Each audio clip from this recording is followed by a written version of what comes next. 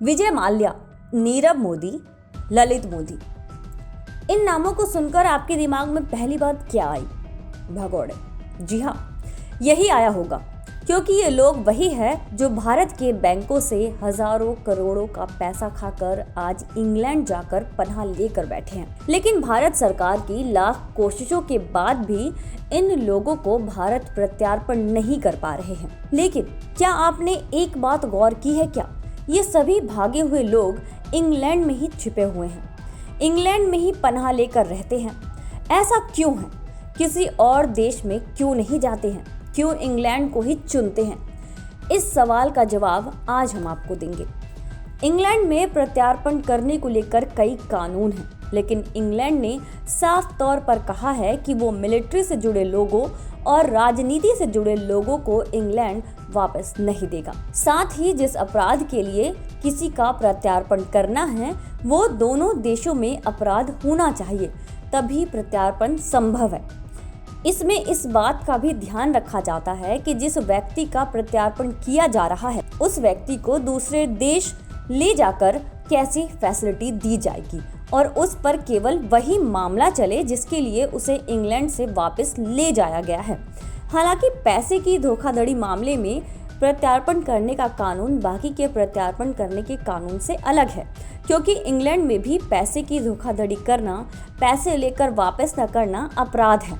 लेकिन तब भी इंग्लैंड में रह रहे भगोड़ों को वापस लाने में इतना समय क्यों लग रहा है? तो इसका जवाब है यहाँ के कोर्ट। इंग्लैंड में किसी के प्रत्यार्पण के लिए पहले 3 कोर्ट से गुजरना पड़ता है, जिसमें पहला डिस्ट्रिक्ट कोर्ट, उसके बाद हाई कोर्ट, और जब हाई कोर्ट में आरोपी की अर्जी खारिज कर दी जाती है और अगर वो मामला हाई कोर्ट में से कहा जाता है कि ये मामला सुप्रीम कोर्ट में जा सकता है, तभी प्रत्यार्पण न करने के लिए सुप्रीम कोर्ट में अर्जी दी जा सकती है। लेकिन सबसे बड़ा अड़ंगा डालते हैं European council of human rights वाले। इंग्लैंड में ह्यूमन राइट्स को लेकर बेहद सावधानी बरती जाती है। वो लोग प्रत्यार्पण करने वाले व्यक्ति को जिस देश में भेजना है, वहाँ की व्यवस्था को देखते हैं। अगर उन्हें लगता है कि आरोपी को वो सुविधाएं मुहैया नहीं कराई जाएंगी जो उसे इंग्लैंड में कराई जाती है, तो वो लोग प्रत्यार्पण की इजाज़त ही नहीं देते हैं।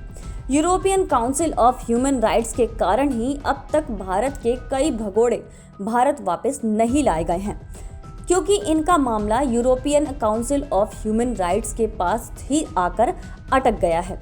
आपको बता दें कि अब तक 131 भगोड़े हैं जो देश से भागे हुए हैं और जिन्हें भारत सरकार भारत वापस लाना चाहती है। इनमें केवल 2 लोग ही अब तक वापस आ पाए हैं।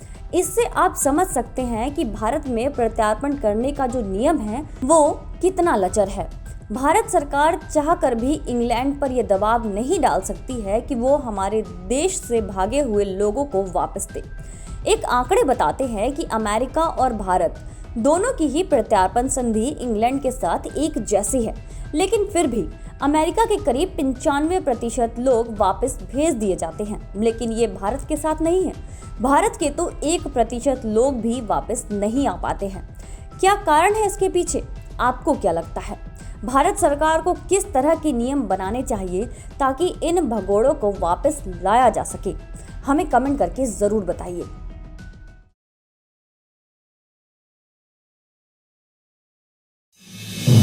आप देख रहे हैं नेट्रिक न्यूज, साहस सच कहने का।